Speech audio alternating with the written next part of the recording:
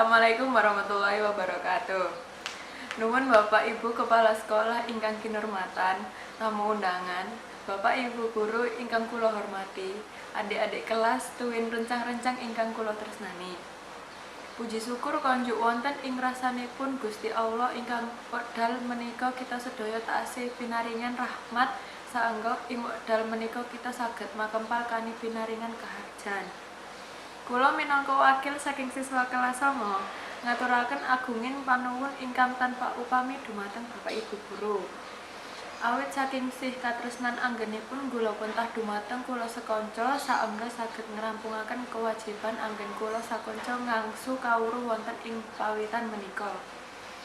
Kula sakonco naming saged memuji mugi-mugi sedaya amal lan kaesayanan Bapak Ibu guru pikantuk pinwales saking Gusti Allah ingkang Maha Agung.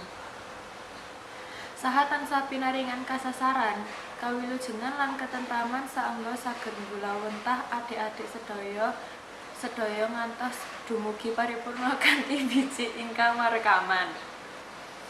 Mboten kesupen kula sakonco ugi nyuwun pangapunten awit kula sakonco asring damel Bapak Ibu duka lan kuciwa. Awit saking atur saha salah bahwa kula sakonco ingkang mboten marani penggalis panjenengan sedaya.